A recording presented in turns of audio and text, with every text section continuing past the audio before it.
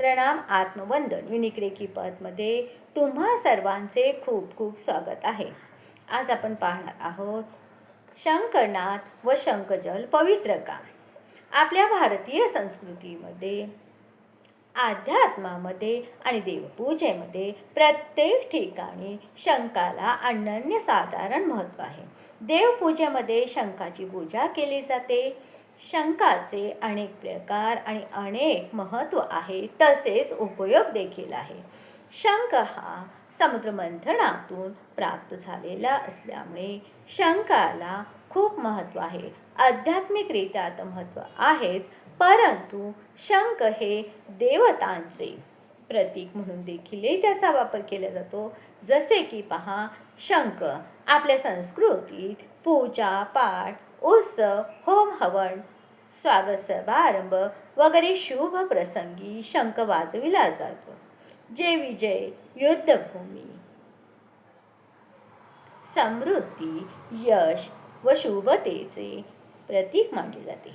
मंदिरामध्ये प्रातःकाळी व सायं संध्येच्या वेळी शंख वाजविणे, शंखात जल भरून आपण पाहतो मंदिरामध्ये, देवीच्या मंदिरामध्ये देखील देवीला स्नान घातल्यानंतर ते स्नानाचे पाणी शंखजलाने भाविकांवरती प्रक्षेपित केले जाते. म्हणजेच ते पवित्र जल आपल्याला प्राप्त झाल्यामुळे आपले मन म्हणजेच आपला ओरा, आपली चक्र ही ऊर्जांकित होतात, किंबहुना त्याद्वारे आपल्यातील नकारात्मक ऊर्जा निघून जाते.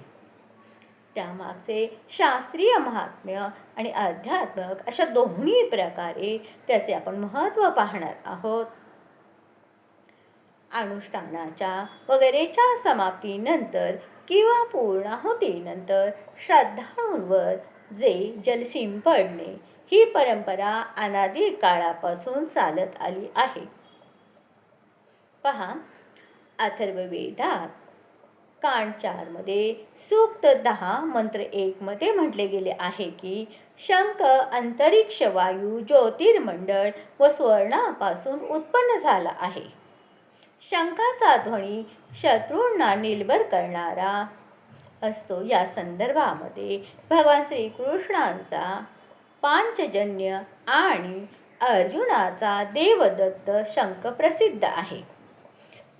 भारताचे महान वैज्ञानिक श्री जगदीशचंद्र बोस यांनी आपल्या प्रयोगाद्वारे हे सिद्ध करून सांगितले की एकदा शंख फुंकल्याने जेथपर्यंत त्याचा ध्वनी जातो तेथपर्यंतचे अनेक बिमारीचे किटाणू मूर्छित होऊन जातात. जर ही क्रिया निरंतर सुरू ठेवण्यात आली तर थोड्याच दिवसात वायुमंडळात अशा प्रकारच्या किटाणूंपासून सर्वथा रहित होते. म्हणजेच वायुमंडळातील किटाणू पूर्णतः नष्ट होऊ लागतात. शंख 2 प्रकारचे असतात, दक्षिणावर्ती शंख आणि वामवर्ती शंख. अधिकांश शंख हे वामवर्तीच मिळतात, परंतु शास्त्रामध्ये दक्षिणावर्ती शंखाची विशेष महत्त्व सांगण्यात आली आहे.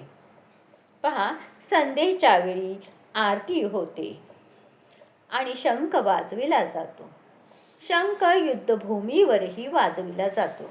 असे म्हणतात की संध्येच्या वेळी राक्षस, दैत्य वगैरे येतात. दैत्य, राक्षस तर सोडा, हानिकारक जीवाणूरूपी राक्षस संध्येच्या वेळी येतात. प्रभातकाळी सूर्योदयाच्या अगोदर आणि संध्येच्या वेळी आरोग्याची हानी करणाऱ्या जीवाणूंचा प्रभाव जास्त असतो. म्हणूनच आरती करा, शंखनाद करा. म्हणजे सकाळी उठल्यानंतर पूजेच्या वेळी आपण पाहतो प्रत्येक धर्म ठिकाणी, धर्मस्थळी, मंदिरांनी शंखध्वनी हा केलाच जातो.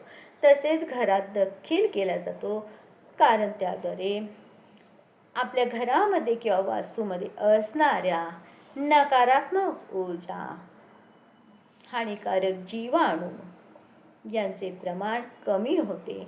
किंवा आपली वास्तू सकारात्मक ऊर्जाने प्रवाहित होते. मंदिरांनी तर दोन्ही टाईम शंखनाद केला जातो. त्या शंखनादाच्या ध्वनीने जे काही तिथे भक्त उपस्थित असतात, तो ध्वनी आपल्या कानांना प्राप्त झाल्याने आपले चक्रही सक्षम आणि जागृत होऊ लागतात. आणि घरामध्ये आपण शंखध्वनी करतो त्यावेळेस शंखध्वनी करणाऱ्या व्यक्तीचे अनाहत चक्र हे म्हणजे हृदय चक्र हे उत्तमरित्या कार्य करू लागते. त्याच्यातील रक्ताभिसरण क्रिया उत्तमरित्या कार्य करू लागते. पहा, शरीर, मन आणि आत्मा यांचे संतुलन करण्यात शंखाचे खूप महत्त्वाचे कार्य आहे. आणि याला आध्यात्मिक माहितीबरोबर शास्त्रीय कारण देखील आहे. शंखध्वनी करणारा व्यक्ती जेव्हा शंख हातात घेतो आणि शंख हातात घेऊन एक दीर्घ श्वास घेतो आणि श्वास सावकाश सोडून तो ध्वनी केला जातो, त्यावेळेस आपल्या श्वासाची क्षमता वाढते, म्हणजेच आपल्या फुफ्फुसाचे कार्यही वाढते. म्हणजेच जे काही आजार आहेत जसे हृदयाच्या संबंधी, फुफ्फुसाच्या संबंधी, ते आजार आपल्याला होत नाही. किंवा जरी असेल तरीही आपण सातत्याने प्रयत्नपूर्वक शंख वाजवायचा प्रयत्न केला तर नक्कीच आपले ते विकार दूर होण्यास मदत होते. शंखनाद पहा, आरोग्याची हानी करणाऱ्या जीवाणूंचा प्रभाव जास्त असतो आपल्या आरतीच्या वेळेस. म्हणून आरती करा, शंखनाद करा, जेणेकरून श्वासोच्छवासाद्वारे आपल्या श्वासोच्छवासाद्वारे हानिकारक जीवाणू आक्रमक म्हणजे हल्ला करू शकणार नाही. आधुनिक विज्ञानालाही व्हावे लागले या ऋषीमुनींच्या शोधाशी सहमत. हा शोध आपल्या भारतामध्ये फार पूर्वीपासून ऋषीमुनींनी लावलेला आहे. भारताच्या ऋषीमुनींनी शरीराचे आरोग्य, निरोगता आणि मनाच्या प्रसन्नतेसाठी जे हजारो वर्षापूर्वी शोधले आहे त्या गोष्टीवर आजच्या वैज्ञानिकांना सहमत व्हावे लागले आहे.